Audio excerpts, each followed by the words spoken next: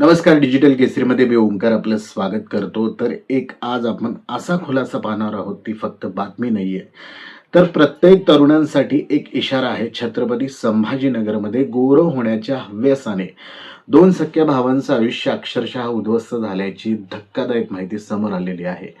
सलमान शेख आणि मोहसिन शेख हे दोन भाऊ अगदी सामान्य कुटुंबातील. त्यांची स्वप्न साधीच होती, चांगलं दिसावं, लोकांसमोर कॉन्फिडंट वाटावं. आणि याच एका इच्छेमुळे त्यांनी असा निर्णय घेतला, ज्याने त्यांच्या शरीरावरच नाही तर संपूर्ण आयुष्यावरती परिणाम केला. बाजारात सहज मिळणाऱ्या फेअरनेस क्रीमचा त्यांनी वापर सुरू केला.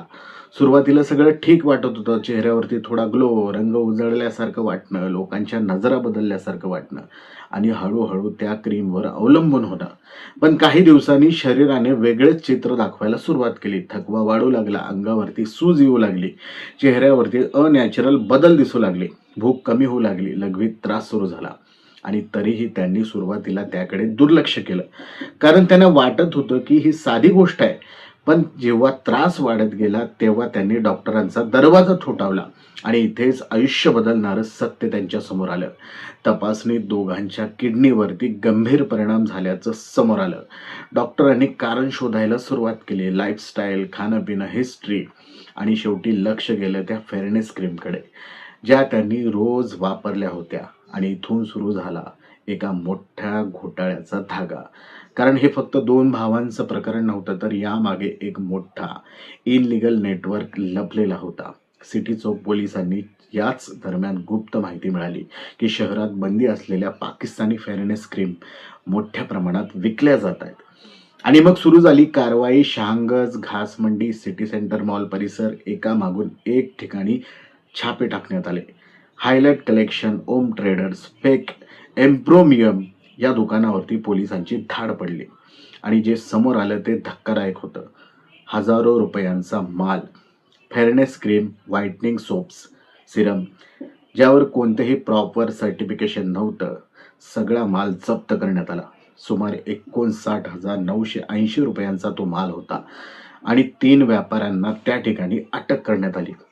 पण इथे फक्त प्रश्न इतकाच नाही की हा माल इनलिगल होता का. प्रश्न हा आहे की माल इतक्या सहजपर्यंत लोकांपर्यंत पोहोचला कसा. कारण भारत सरकारने अशा अनेक परदेशी कॉस्मेटिक प्रोडक्ट्सवर बंदी घातली आहे, विशेषतः पाकिस्तानमधून येणाऱ्या प्रोडक्ट्सवर. तरीही प्रोडक्ट्स काळ्या बाजारातून शहरात येतात. म्हणजे कुठेतरी सिस्टीममध्ये मोठी तफावत आहे, कुठेतरी इनलिगल सप्लाय चेन सुरू आहे. आणि त्या चेनचा शेवटचा बळी ठरतो तो सामान्य माणूस, जो फक्त चांगलं दिसण्यासाठी ही क्रीम वापरतो.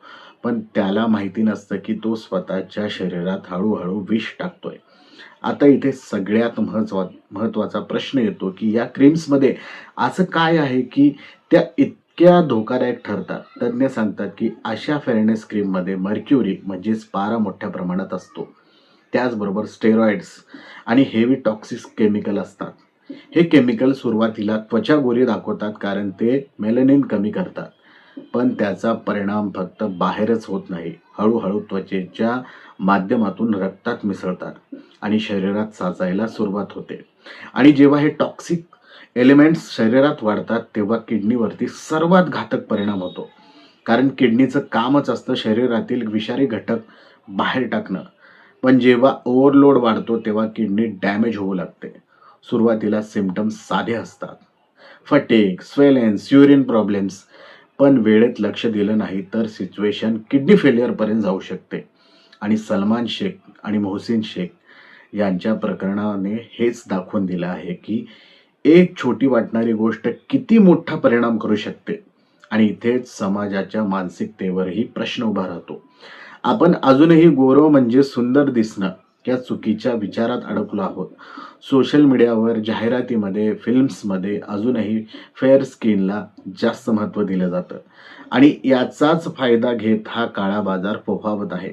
लोकांच्या इनसिक्युरिटीवरती बिझनेस उभा केला जातो आणि त्या बिझनेसचा शेवट परिणाम असतो आरोग्याचं नुकसान, आयुष्याचं नुकसान आणि कधी कधी तर जीवावरही बेतू शकतं. म्हणूनच हा विषय फक्त एक न्यूज स्टोरी नाहीये, हा एक वेकअप कॉल आहे.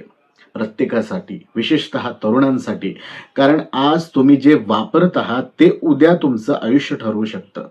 एक क्रीम जी तुम्हाला काही दिवसांसाठी गोरं दाखवते, तीच जर तुमची किडनी खराब करत असेल, तर हे सौंदर्य नाही, तर तो एक सापळा आहे. आणि म्हणूनच डिजिटल केसरीचा स्पष्ट इशारा आहे, unknown, illegal, imported fairness cream वापरणं थांबवा. डॉक्टरांचा सल्ला घ्या.